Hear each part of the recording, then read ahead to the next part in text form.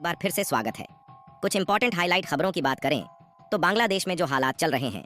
इससे भारत के लिए दिन पर दिन मुसीबतें बढ़ती ही जा रही हैं।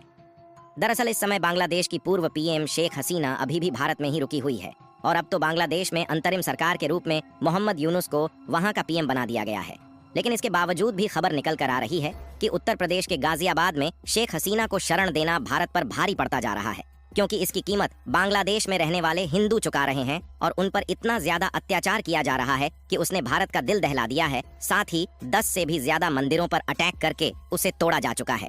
हालांकि इस पर कोई भी देश साथ देने के लिए तैयार नहीं है, लेकिन भारत का दोस्त देश माना जाने वाला इजराइल भारत का साथ देने के लिए अपने हाथ आगे बढ़ा चुका है। इसके अलावा बांग्लादेश के लोग किशनगंज और इस्लामपुर बॉर्डर से भारत में घुसपैठ करने की कोशिश कर रहे हैं, जिसके कारण भारत के द्वारा सेना को हाई अलर्ट कर दिया गया है और उन्हें बीएसएफ द्वारा भारत में घुसने से रोका जा रहा है। यहाँ तक कि भारत और बांग्लादेश के बीच परिस्थितियाँ इतनी ज्यादा बिगड़ चुकी हैं कि भारत के झारखंड की जमीन पर बांग्लादेश के द्वारा कब्जा करने की कोशिश की जा रही है। यानी कि देखा जाए तो भारत के बगल में बांग्लादेश दूसरा पाकिस्तान बनकर तैयार हो चुका है।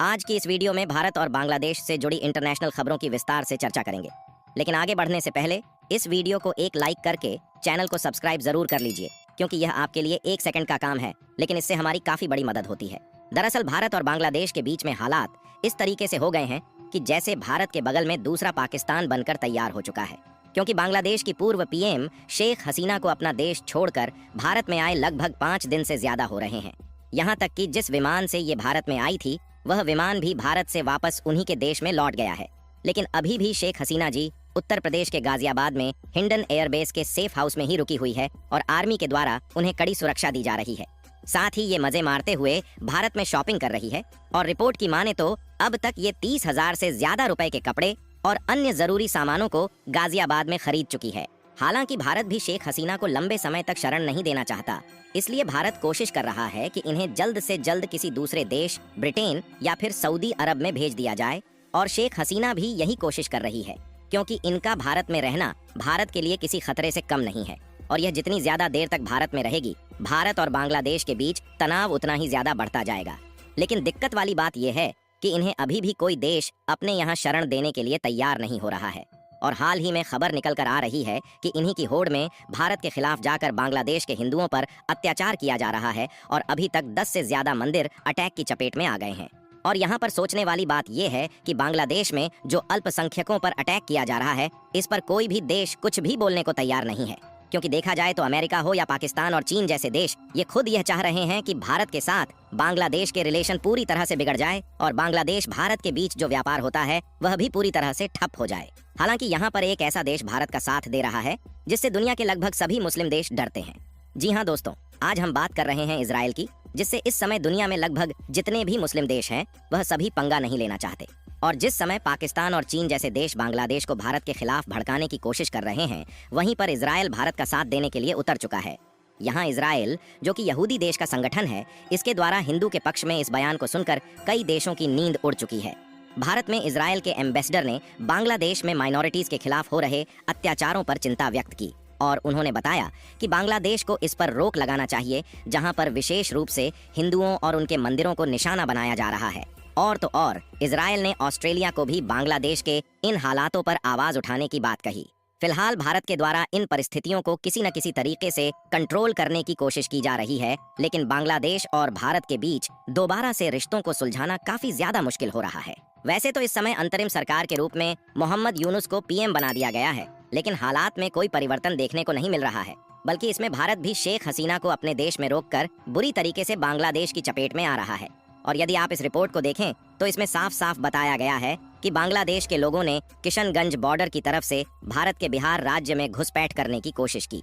लेकिन वहां पर बॉर्डर सिक्योरिटी फोर्स पहले से ही हाई अलर्ट में थी, इसलिए उन्होंने किशनगंज बॉर्डर के मोर्चे को संभाला और बांग्लादेश के लोगों को भारत में घुसपैठ नहीं करने दिया गया। और आपको बता दें कि जो बांग्लादेशी भारत में घुसपैठ करने की कोशिश कर रहे हैं, इनकी संख्या हजारों में बताई जा रही है। इसके अलावा बांग्लादेश और भारत के बीच में तनाव बढ़ने से सबसे ज्यादा नुकसान भारत के मैन्युफैक्चरर को हो रहा है, जो कि अपना ज्यादा से ज्यादा सामान बांग्लादेश में एक्सपोर्ट कर रहे थे, क्योंकि बॉर्डर को इस तरह से सील किया गया है कि जिन ट्रक में सामानों को भरकर बांग्लादेश की तरफ भेजा गया था वह सभी बॉर्डर पर ही खड़ी हुई है। इन ट्रकों में भारत के द्वारा बांग्लादेश में एक्सपोर्ट होने वाले अनाज, मसाले और सब्जियां समेत दवाइयों के साथ साथ कुछ मशीनरी कंपोनेंट भी मौजूद है। और कंडीशन इस तरीके की हो चुकी है कि आने वाले कई दिनों तक इन एक्सपोर्टर को बांग्लादेश में घुसने की उम्मीद नहीं है। सिर्फ इतना ही नहीं, बल्कि भारत की कई सब्सिडियरी कंपनी जो बांग्लादेश में एस्टैब्लिश्ड है, वह पूरी तरह से बंद पड़ी है। और केवल ऐसा नहीं है कि भारत के द्वारा केवल बांग्लादेश में सामानों का एक्सपोर्ट किया जाता है,